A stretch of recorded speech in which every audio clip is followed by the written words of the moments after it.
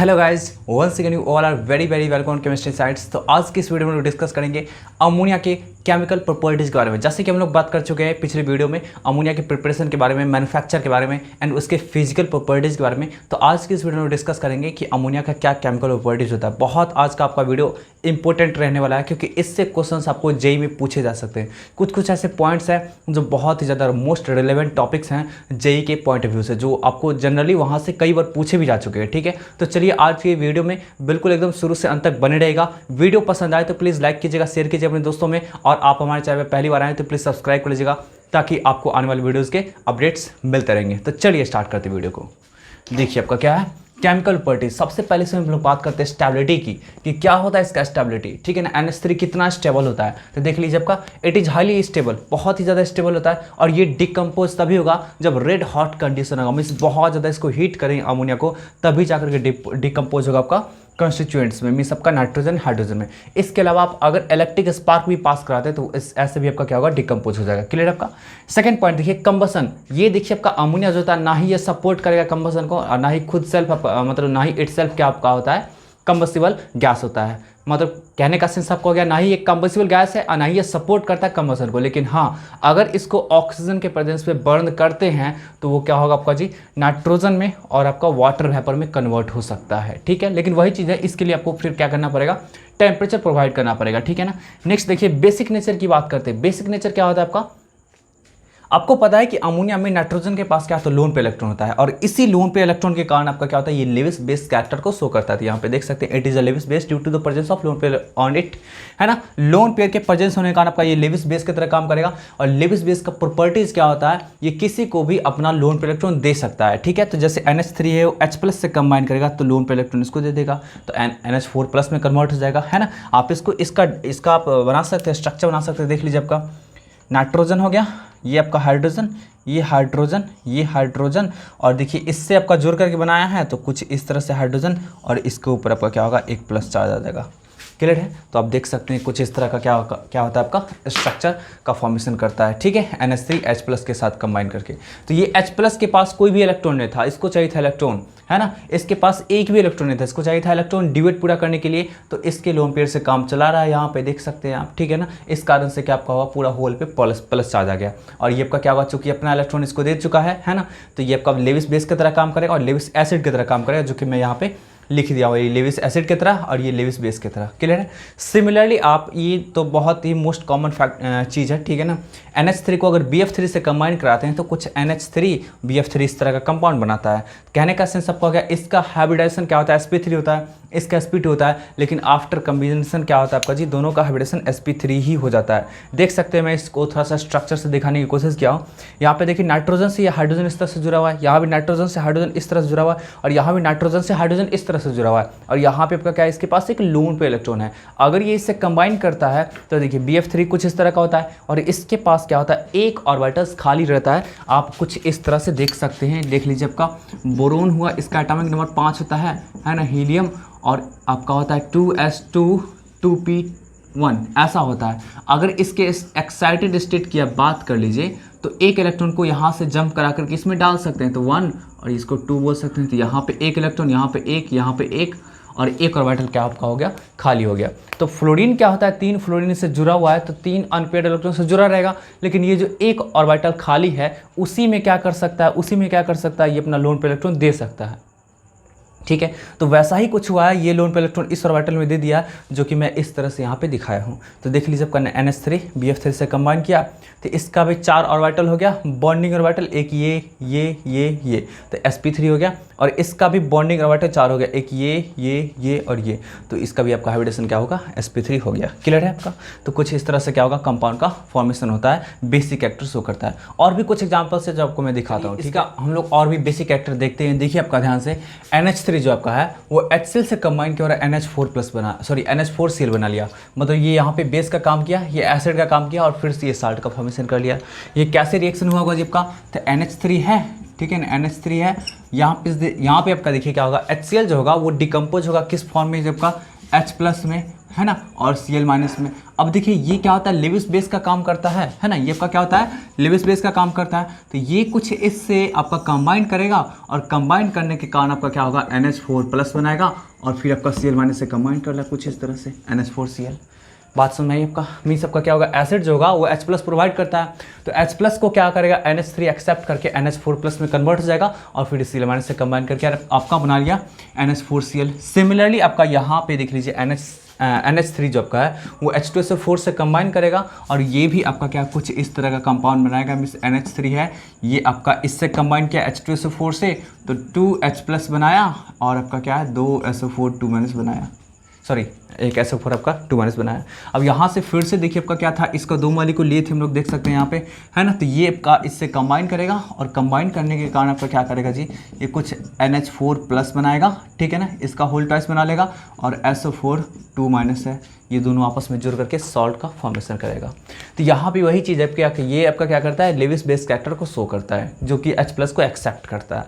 Clear आपका, किस कारण से, जब का लोन पे इलेक्ट्रॉन के कारण से। तो यहाँ पे बेसिक कैरेक्टर कुछ देख लिए।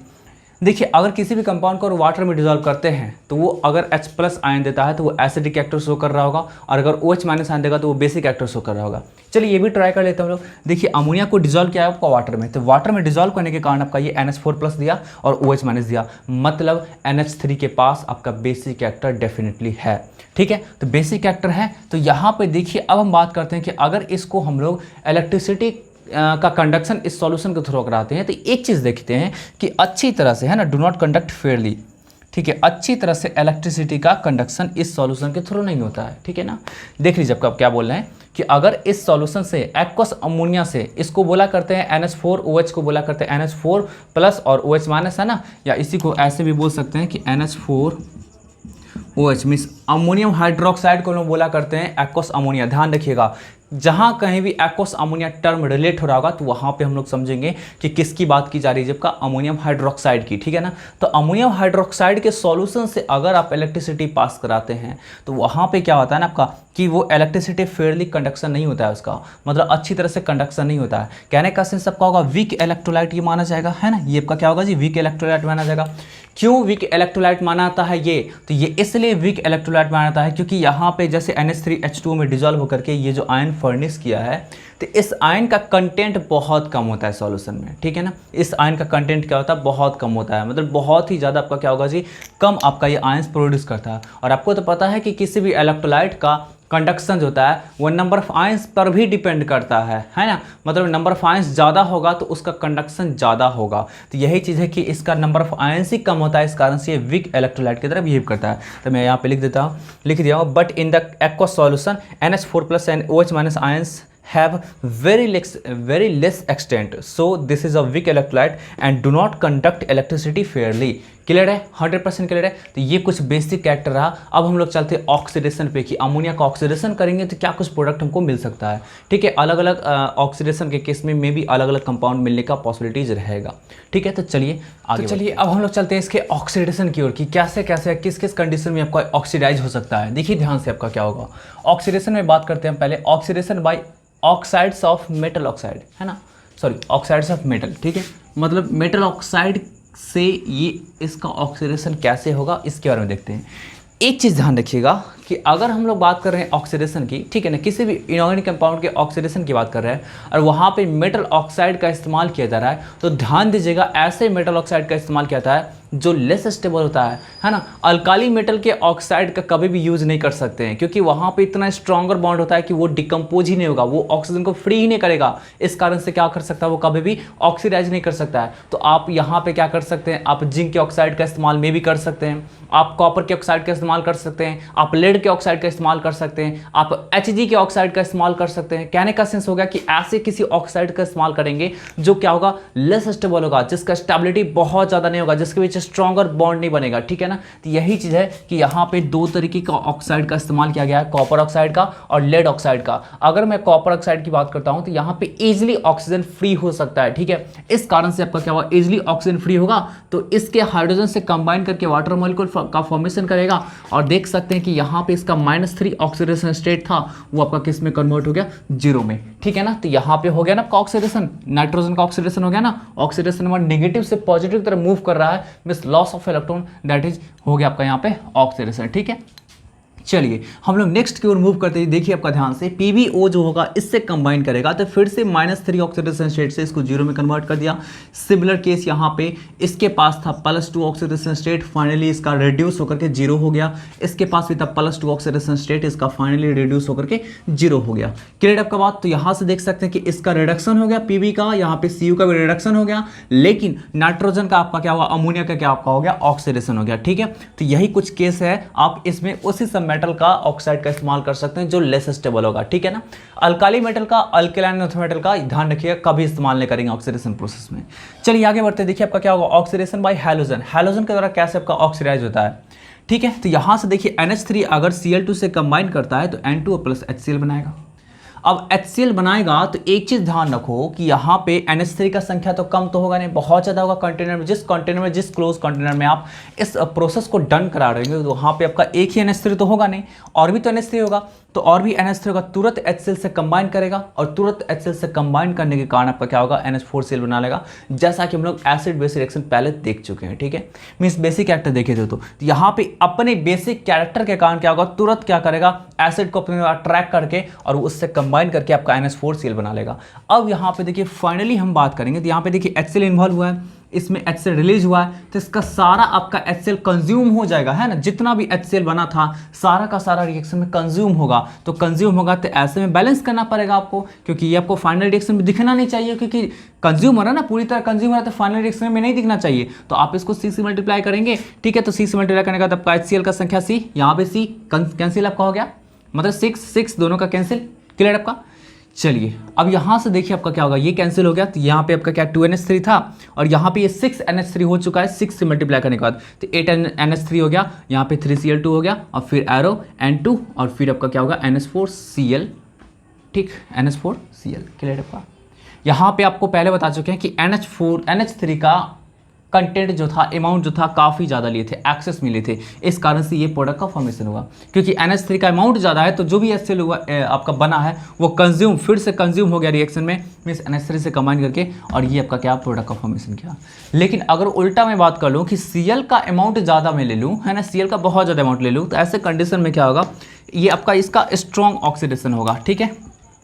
यहाँ पे क्या आपका -3 से 0 में कन्वर्ट हुआ है, लेकिन अगर मैं बहुत ज़्यादा अमाउंट इसका ले लूँ तो यहाँ पे -3 से +3 में कन्वर्ट हो जाएगा NCl3, क्लियर है, +3 में कन्वर्ट हो जाएगा। बात समझ रही है। आपका नाइट्रोजन का ऑक्सीडेशन स्टेट 3 मानते हैं हम लोग, और इसका 3.1 होता है NCl के अकॉर्डिंग, मतलब ओवरऑल बोल सकते हैं क्लोरीन का आपका क्या होता है, नाइट्रोजन ज़्यादा होता है, तो ऐसे कंडीशन में इस पर प्लस चार्ज तो आना लाजमी है। तो यहाँ से आप देख सकते हैं -3 से +3 में कन्वर्ट हो गया, क्यों जी, ऑक्सीडाइजिंग एजेंट का काम कर रहा है क्लोरीन, तो ज़्यादा इसका अमाउंट लेंगे तो ऑब्वियसली है कि आपका ज़्यादा अमाउंट आपका क्या, ज़्यादा आपका ऑक्सीडेशन होगा, इस कारण से -3 से +3 में कन्वर्ट हो गया। और आपको पता है कि नाइट्रोजन का जो हेलाइड होता है वो क्या होता है आपका, सिर्फ और सिर्फ NF3 को छोड़ करके बाकी जितने भी हेलाइड्स हैं सब के सब हाईली अनस्टेबल है और वो एक्सप्लोसिव की तरह काम करता है, तो इसको बोल सकते हैं एक्सप्लोसिव, ठीक है। आगे बढ़ते हैं। देखिए आपका क्या होगा, आयोडीन से अगर कंबाइन करता है ना, तो ये आयोडीन से कंबाइन करके कुछ अलग तरीके के कंपाउंड का फॉर्मेशन का जो ब्राउन प्रेसिपिटेट ग्रुप में बनेगा NH3.NI3, और ये भी आपका क्या होगा, मतलब ये एक्सप्लोसिव ही होगा। अगर इसको ड्राई करेंगे, ड्राई कर देंगे ना, तो ये आपका क्या होगा जी, एक्सप्लोसिव होगा, विस्फोट कर जाएगा, ठीक है ना। नेक्स्ट देखिए आपका, उसके बाद आपका HI बनाएगा, हाइड्रोजन आयोडाइड बनाएगा, ठीक। उसके बाद अगर देखिए आपका क्या होगा, हेलोजन का कहानी खत्म। अब हेलोजन वाले कुछ कंपाउंड से रिएक्शन करा दीजिए तो वहाँ भी कुछ ऐसा ही बात होगा।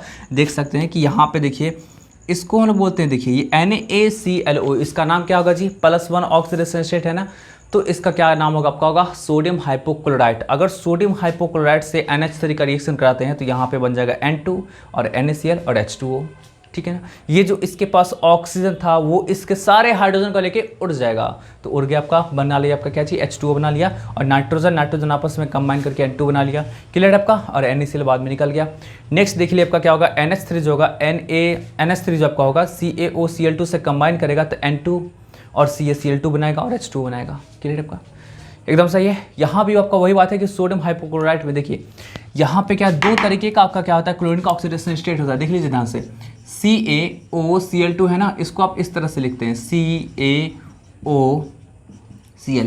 इसका केमिकल नेम होता है कैल्शियम ऑक्सीक्लोराइड। इसको ब्लीचिंग पाउडर भी बोलते हैं। जैसे अभी बरसात का सीजन है तो हम लोग जनरली इसका इस्तेमाल क्या करते हैं घर के आजू बाजू में आपका उसको छिड़कने के लिए, ताकि जितने भी जर्म्स वगैरह बैक्टीरिया वगैरह क्रिएट हो रहे होंगे वो आपका क्या हो जाए, डिस्ट्रॉय हो जाएगा, है ना। तो यहाँ से देख सकते हैं यहाँ पे दो तरीके का ऑक्सीडेशन स्टेट होता है, एक होता है आपका +1 और एक होता है -1, है ना। तो क्लोरीन का आपका +1 वाला देख लीजिए, +1 वाला आपका क्या होगा जी, ऑक्सीडाइजिंग एक्शन रोल प्ले करेगा। मीन्स +1 वाला क्या करेगा, इस NH3 से, है ना, इस NH3 से इसका जो देख रहे हैं कि आपका -3 ऑक्सीडेशन स्टेट उसको कन्वर्ट करेगा किस में जी, आपका 0 ऑक्सीडेशन स्टेट में, है ना। +1 ऑक्सीडेशन स्टेट वाला क्लोरीन आपका क्या होगा जी, एक्शन में रोल प्ले करेगा। ठीक है, क्लियर आपका। तो यहाँ पे देख सकते हैं कि यहाँ पे आपका देख लीजिए कि इस +1 ऑक्सीडेशन स्टेट किस में कन्वर्ट हो चुका है, कहाँ जी, सॉरी, कन्वर्ट हो चुका -1 में। ठीक है, अरे इस -1 वाले में तो कोई परिवर्तन ही नहीं हुआ, किस में परिवर्तन हुआ, +1 वाले में ना। तो +1 का भी ऑक्सीडेशन स्टेट किस में कन्वर्ट हो चुका है, -1 में कन्वर्ट हो चुका है। तो बस यही चीज़ है कि यहाँ पे आपका क्या होगा जी, ये आपका कैल्शियम ऑक्सीक्लोराइड आपका ये एक्शन क्या उसको बोल सकते हैं, ऑक्सीडाइजिंग एक्शन की तरह काम करेगा। ठीक है, चलिए आगे बढ़ते हैं। देख लीजिए आपका क्या होगा, अगर इसका ऑक्सीजन से डायरेक्ट कॉम्बिनेशन कराते हैं प्लैटिनम गॉज प्लैटिनम के प्रेजेंस में 700 से 800 डिग्री सेंटीग्रेड के टेम्परेचर पे, तो ऐसे कंडीशन में क्या होगा, नाइट्रिक ऑक्साइड का प्रिपरेशन होगा। नाइट्रिक ऑक्साइड बहुत यूजफुल गैसेज होता है, इसका हम लोग स्टडी बाद में करेंगे, ठीक है ना, कि इसका कहाँ पे यूजेस होता है और फिर आपका H2O प्रोड्यूस होता है। क्लियर आपका बात एकदम समझ आ गया। यही था आपका अमोनिया का ऑक्सीडेशन। अब हम लोग नेक्स्ट टॉपिक की ओर मूव करते हैं। ठीक है, चलिए अब हम लोग बात करते हैं reaction of aqueous ammonia. Aqueous ammonia का कुछ सर्टेन केमिकल से कैसा रिएक्शंस होता है, ठीक है, इसका हम लोग क्या करते हैं, स्टडी करेंगे। ठीक है, तो सबसे पहले जानते हैं कि एक्वस अमोनिया होता क्या है।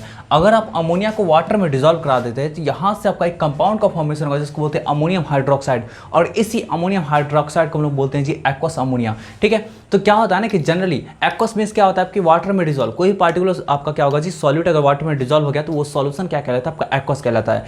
अगर आप अमोनिया को वाटर में डिजोल्व कराए तो वहां पे एक्वस अमोनिया कहलाएगा। क्लियर है बात है, एकदम सिंपल सा बात है। ठीक है, तो वो क्या होता है, अमोनिया एक्चुअली क्या होता है, उस आपका सॉल्यूशन में NH4OH के रूप में प्रेजेंट होता है, इसलिए इसको हम बोलते हैं एक्वस अमोनिया।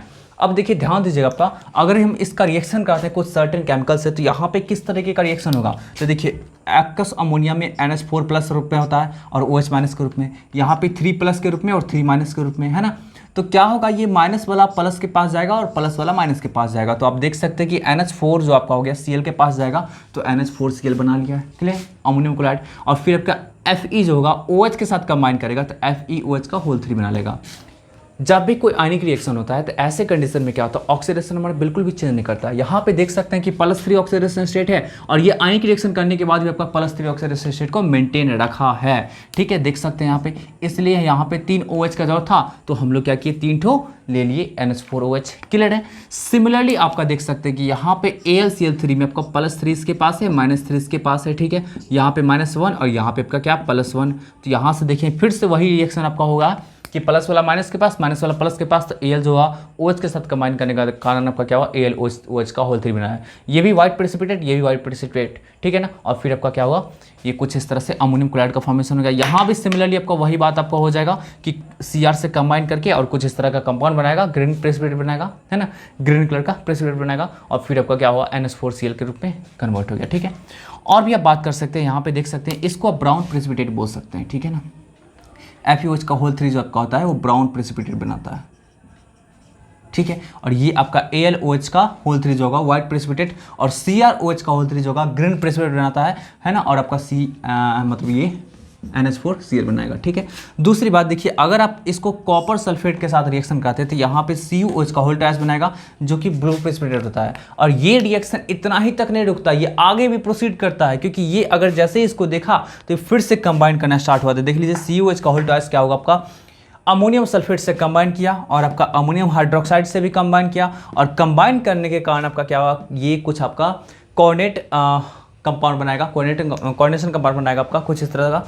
टेट्रामाइन कॉपर सल्फेट इसको बोलेंगे। और इसका कलर जो था डीप ब्लू सॉल्यूशन, मतलब पूरे के पूरे सॉल्यूशन जो होगा काफ़ी इंटेंस ब्लू हो जाएगा, इंटेंस ब्लू हो जाएगा, ठीक है। तो इसलिए हम लोग जो है ना यहाँ पे देख लीजिए इंटेंस ब्लू हो जाता है ना, मिस कॉपर सल्फेट के सॉल्यूशन में ओवरऑल बोल सकते हैं कि कॉपर सल्फेट के सॉल्यूशन में जैसे आप अमोनियम हाइड्रोक्साइड के सॉल्यूशन को मिक्स कर दिए तो पूरा का पूरा आपका क्या हुआ, सॉल्यूशन का कलर जो हो गया deep blue means intense blue हो गया। तो ये चीज़ इंडिकेट करता है कि वो जो सॉल्यूशन था वो अमोनिया का था सॉल्यूशन, मीन्स अमोनिया का डिटेक्शन इसके द्वारा कर सकते हैं, है ना। इस रिएक्शन का इस्तेमाल करके क्या कर सकते हैं जी, अमोनिया का डिटेक्ट कर सकते हैं, अमोनिया को पता कर सकते हैं कि कौन सा कंपाउंड का फॉर्मेशन होगा, सॉरी कौन सा कंपाउंड का सॉल्यूशन रहा होगा। क्लियर आपका। तो ध्यान रखिए इस रिएक्शन का इस्तेमाल क्या करेंगे जी, अमोनिया का प्रेजेंस होगा अमोनिया का टेस्ट के लिए करते हैं। क्लियर आपका। चलिए आगे प्रोसीड करते हैं, नेक्स्ट रिएक्शन के मूव करते हैं। देखिए ध्यान से आपका क्या होगा, अगर CdSO4 का अमोनियम हाइड्रोक्साइड के साथ रिएक्शन कराते हैं तो जिस तरह से आपको कॉपर सल्फेट का हम लोग रिएक्शन कराए हैं अमोनियम हाइड्रोक्साइड के साथ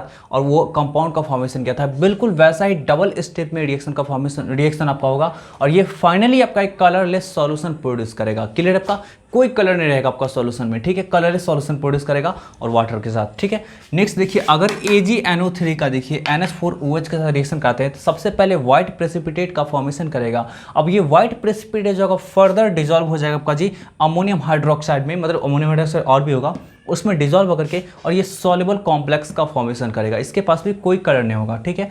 आगे बढ़ते हैं, देखिए ZnSO4 अगर अमोनियम हाइड्रोक्साइड के साथ रिएक्शन करता है तो ये आपका ZnOH का होल ट्वाइस बिल्कुल आपका व्हाइट प्रेसिपिटेट का फॉर्मेशन करेगा। ये फर्दर क्या होगा आपका इस कंपाउंड से मीन्स अमोनियम सल्फेट और फिर आपका क्या अमोनियम हाइड्रोक्साइड के साथ रिएक्शन करेगा तो कुछ इस तरह का कंपाउंड का फॉर्मेशन करेगा और ये भी व्हाइट सॉल्यूशन नहीं होगा, कलरलेस सॉल्यूशन उसको बोल सकते हैं या फिर व्हाइट सॉल्यूशन बोल सकते हैं, ठीक है। कलरलेस सॉल्यूशन बोल दीजिए तो वो ज़्यादा बेहतर रहेगा, ठीक है ना। ये कुछ आपका क्या होगा जी, कलरलेस सॉल्यूशन का आपका क्या होगा फॉर्मेशन करेगा, ठीक। चलिए आगे बढ़ते हैं। अगर देखिए मर्क्यूर, आप इसको बोल सकते हैं मर्क्यूरिक, है ना, मर्क्यूरिक क्लोराइड के साथ अगर रिएक्शन कराते हैं अमोनियम हाइड्रोक्साइड का तो यहाँ पे आपका व्हाइट प्रेसिपिटेट का फॉर्मेशन होता है मीन्स HgNH2Cl, है ना, और NH4Cl और इस रूप में, ठीक है। तो यहाँ पे क्या हुआ, व्हाइट प्रेसिपिटेट का फॉर्मेशन हुआ किसके साथ जी, मर्क्यूरिक क्लोराइड के साथ। लेकिन अगर आप मर्क्यूरस क्लोराइड के साथ रिएक्शन कराते हैं, देख लीजिए ध्यान से, मर्क्यूरस क्लोराइड Hg2Cl2 इसके साथ अगर रिएक्शन करते हैं अमोनियम हाइड्रोक्साइड का तो ऐसे में आपका क्या होगा जी, ये कुछ Hg और प्लस HgNH2Cl, देखिए ये कंपाउंड यहाँ भी फॉर्म हुआ था लेकिन दोनों में डिफरेंस क्या है कि इसके साथ एक अलग से Hg नहीं जुड़ा हुआ है, यहाँ से एक आपका एक अलग से Hg जुड़ा हुआ है। बस इस Hg के कारण क्या होगा, इसका आपका कलर जो होगा व्हाइट से ग्रे में कन्वर्ट हो जाएगा, है ना, व्हाइट से आपका क्या होगा ग्रे में कन्वर्ट हो जाएगा। सिंपल सा बात है, अगर व्हाइट कलर में Hg को डालेंगे, Hg का कलर तो आप जानते ही है ना, अगर उसको डाल देंगे तो वो पूरी तरह ग्रे में कन्वर्ट हो जाएगा। तो ग्रे कलर का सॉल्यूशन में क्या होता है आपका कन्वर्ट हो जाता है। तो कुछ ऐसा ही रिएक्शंस है। तो यही आपका क्या था जी, रिएक्शंस ऑफ एक्वस अमोनिया था, ये आपका खत्म हुआ। अब लोग इसके चलते हैं नेक्स्ट टॉपिक की ओर। यहाँ पे देख सकते हैं कि इसी में रिएक्शंस में मीन्स अमोनिया के रिएक्शन जो कराते हैं अगर नेशनल रिएजेंट के साथ करा देंगे तो क्या फॉर्म होगा, देख लीजिए ध्यान से। अगर नेशनल रिएजेंट के साथ रिएक्शन करा देंगे तो क्या चीज़ का फॉर्मेशन होगा। एक चीज़ ध्यान रखिए, नेशनल रिएजेंट को ध्यान में रखना बहुत जरूरी है, बहुत ही इंपॉर्टेंट कंपाउंड है। देख लीजिए आपका, इसको हम बोलते हैं अल्केलाइन K2HgI4, है ना, अल्केलाइन K2HgI4 मीन्स आपका K2HgI4 अगर KOH के साथ रहेगा मिला हुआ तो इसको हम बोला करते हैं नेस्लर्स रिएजेंट। अगर इसका अमोनिया के साथ रिएक्शन करा देते हैं तो ये कुछ इस तरह का एक कॉम्प्लेक्स टाइप का कंपाउंड का फॉर्मेशन करेगा। देख सकते हैं यहाँ पे खतरनाक टाइप का कंपाउंड है, इसको बोलते हैं आयोडाइड ऑफ मिलन्स बेस, है ना, आयोडाइड ऑफ मिलन्स बेस बोलते हैं।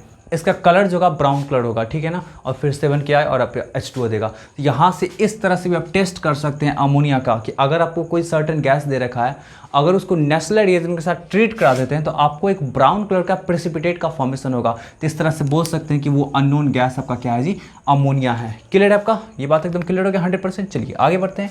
नेक्स्ट देखिए आपका क्या होगा, रिएक्शन विद CO2। अगर CO2 के साथ 200 atm प्रेशर पे और 453 से लेकर के 473 केल्विन तक अगर टेम्परेचर लेते हैं आप तो ऐसे कंडीशन में सबसे पहले अमोनियम कार्बामेट प्रोड्यूस होगा और वो फर्दर डिकम्पोजिशन होकर के आपका ये यूरिया का फॉर्मेशन हो जाएगा और उसके साथ साथ आपका क्या वाटर मॉलिक्यूल का फॉर्मेशन हो जाएगा, ठीक है। एक चीज़ ध्यान रखिएगा, यहाँ पे लिक्विड अमोनिया का इस्तेमाल करेंगे और आपका क्या CO2 तो गैसेस फॉर्म में रहेगा। नेक्स्ट देखिए reaction with sodium hypochloride NaClO के साथ, इस तरह का रिएक्शन पहले ही बताए थे वहाँ पे, लेकिन देखिए आपका कुछ अलग बात था, यहाँ पे कुछ अलग बात है। क्या आपका कॉन्सेंट्रेटेड एक्वा सॉल्यूशन NH3 का लेना पड़ेगा, है ना। तो यहाँ से आपका ये इससे पहले कंबाइन होगा तो NH2Cl का फॉर्मेशन करेगा, जो ज़्यादा देर तक स्टेबल नहीं रहेगा, ठीक है ना। और फिर अमोनियम हाइड्रोक्साइड का फॉर्मेशन करेगा। फिर से देख लीजिए आपका क्या होगा, यहाँ से NH2Cl जो होगा वो फिर से NH3 के साथ कंबाइन करेगा और ये हाइड्रोजन का फॉर्मेशन करेगा, है ना। NH2 फिर आपका HCl। अगर रिएक्शन में कुछ कंटेनर में कुछ बचा खुचा आपका क्या है, NH2Cl प्रेजेंट है, तो वो क्या करेगा जी, हाइड्रोजन को डिकम्पोज कर देगा और हाइड्रोजन को डिकम्पोज करके N2 में और आपका NH4Cl में कन्वर्ट हो जाएगा। आप देख पा रहे होंगे ध्यान से, आपको बिल्कुल ध्यान होगा रिएक्शंस कि N2 का फॉर्मेशन उस केस में हुआ था, यहाँ भी आपका N2 का फॉर्मेशन हुआ है। तो यहाँ पे कौन रिस्पॉन्सिबल था जब का NH2Cl। तो कुछ इस तरह से क्या हुआ, आपका रिएक्शंस जो हुआ अमोनिया का फिनिश हुआ, ठीक है। अब हम लोग चलते हैं इसके यूजेस पे और फिर टेस्ट पे चलते हैं कि कैसे टेस्ट करेंगे अमोनिया को, ठीक है ना। क्लियर आपका, चलिए इसको नोटिस को कर लीजिए। चलिए हम लोग क्या करते हैं, अमोनिया का यूजेस के बारे में स्टडी करते हैं कि किस किस रूप में इसका इस्तेमाल कर सकते हैं। Liquid ammonia is used in refrigeration due to high enthalpy of evaporation. आपको बता चुके हैं कि इसका इवेपोरेशन मतलब इंथैल्पी ऑफ इवेपोरेशन होता है वो 327 कैलोरी, ठीक है ना, पर ग्राम होता है। मतलब 1 ग्राम, आपको 1 ग्राम अगर इसको हीट करना होगा,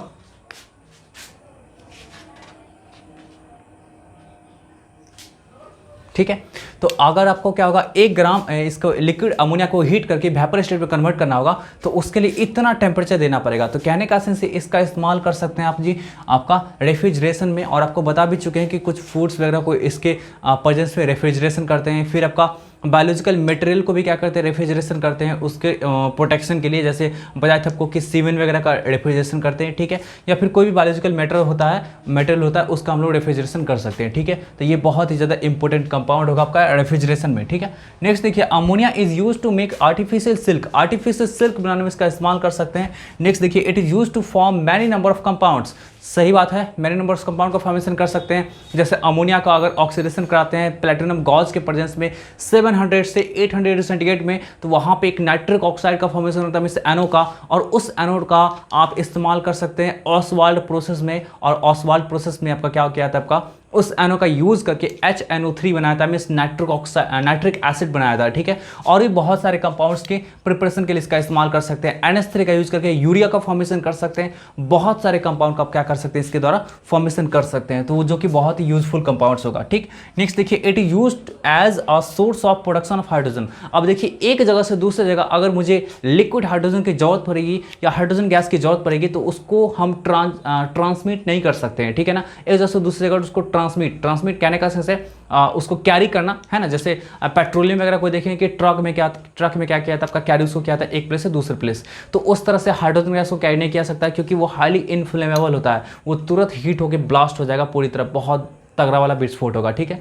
तो ऐसा नहीं कर सकते हैं। तो उसको हाइड्रोजन का यूज तो है, बहुत सारा यूज है, ठीक है। तो हाइड्रोजन के यूजेस के लिए क्या कहता है, लिक्विड नाइट्रोजन का इस्तेमाल किया है ना। लिक्विड नाइट्रोजन को एक जगह से दूसरी जगह, लिक्विड अमोनिया को एक जगह से दूसरी जगह हम लोग ले जा सकते हैं आसानी से, उसमें कोई दिक्कत नहीं होगा, क्योंकि आपका हैजार्डस भी नहीं होता है, ठीक है ना।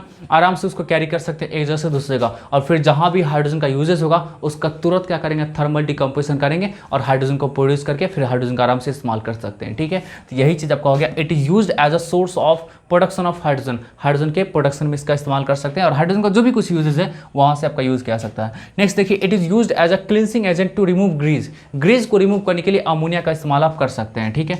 क्लियर आपका हो गया, इसका यूजेस खत्म हो गया। नेक्स्ट देखिए, टेस्ट ऑफ अमोनिया। अमोनिया का टेस्ट किन किन मेथड से कर सकते हैं। पहला क्या आपका होगा, it has a characteristic order. इसके पास एक कैरेक्टरिस्टिक स्मेल होता है, इरिटेटिंग प्रेजेंट स्मेल होता है, ठीक है। जिस तरह लहसुन का एक पार्टिकुलर स्मेल होता है, जिस तरह प्याज का एक पार्टिकुलर स्मेल होता है, आपको स्मेल लगते ही पता चल जाएगा कि वाह ये तो लहसुन का स्मेल आ रहा है, गार्लिक का स्मेल आ रहा है, प्याज का आ रहा है, ठीक है। तो जिस तरह हर कुछ का स्मेल होता है, ठीक है, पार्टिकुलर फ्लावर का स्मेल होता है, उसी तरह अमोनिया का भी कैरेक्टरिस्टिक ऑर्डर होता है। तो ये ऑर्डर से पता कर सकते हैं कि ये गैस होगा, अमोनिया होगा। नेक्स्ट देख लीजिए, with a drop of HCl it forms a thick white fumes of NH4Cl। अगर आपका क्या होगा, HCl के साथ इसको मिक्स कर देते हैं NH3 को, तो वो आपका क्या होगा, वाइट फ्यूम्स ऑफ NH4Cl का फॉर्मेशन करेगा। इससे पता कर सकते हैं with Nestle reagents it gives brown PPT. आपको ब्राउन पीपीटी के बारे में नेस्ले रिएजेंट का रिएक्शन आपको पहले बता चुके हैं, ठीक है। वहाँ भी बताए थे कि इसका टेस्ट के लिए, अमोनिया के टेस्ट के लिए करते हैं, ठीक है ना। अगर इसका इस्तेमाल करते हैं कॉपर सल्फेट के सॉल्यूशन से तो वहाँ पे आपका डीप ब्लू कलर का सॉल्यूशन दे सकता है, ठीक है। आपको अच्छी तरह से पता है, ठीक है, इस रिएक्शन के बारे में। आप जस्ट पॉज करके पीछे रिवर्स करके चेक कर लीजिएगा, आपको ये रिएक्शन बता चुके हैं, ठीक है। नेक्स्ट देखिए, इट गिव्स येलो पीपीटी फिर विथ क्लोरोप्लेटिनिक एसिड, है ना। क्लोरोप्लेटिनिक एसिड के साथ अगर रिएक्शन करते हैं तो इस तरह का कंपाउंड लगा जिसका कलर क्या होता है, येलो होता है। तो कुछ इस तरह से टेस्ट किया करते हैं, ठीक है ना। क्लियर आपको? तो ये वीडियो आपको अच्छा लगा, पूरी तरह अमोनिया का सारा डिटेल्स आपका हो गया, ठीक है। एक स्ट्रक्चर बाकी रह गया, फिर अमोनिया से रिलेटेड कुछ कंपाउंड्स बाकी रह गया, जैसे अमोनियम कंपाउंड्स बाकी रह गया, ठीक है। इसको हम लोग क्या करते हैं, नेक्स्ट सेशन में डील कर लेंगे, ठीक है। और एक आपका अमोनिया को एज अ लिक्विड सॉल्वेंट के रूप में इस्तेमाल करते हैं, इस टॉपिक को भी क्या करेंगे, नेक्स्ट सेशन में लोग डील कर लेंगे, ठीक है। तो वीडियो कैसा लगा प्लीज़ कमेंट करके मुझे बताइएगा। किसी तरीके का कुछ इंप्लीमेंट करने की बात है तो वो मुझे बताइएगा प्लीज़, ठीक है। और अपने दोस्तों में शेयर कीजिएगा ताकि आपके साथ साथ आपके दोस्त भी इस वीडियो को देख सके, ठीक है। चैनल को अपने सब्सक्राइब किए थे पहले सब्सक्राइब कर लीजिएगा ताकि आपको आने वाले वीडियोस के अपडेट्स मिलते रहेंगे, ठीक है। तो फिर मिलते हैं नेक्स्ट वीडियो लेक्चर में, तब तक के लिए bye bye, take care, good night.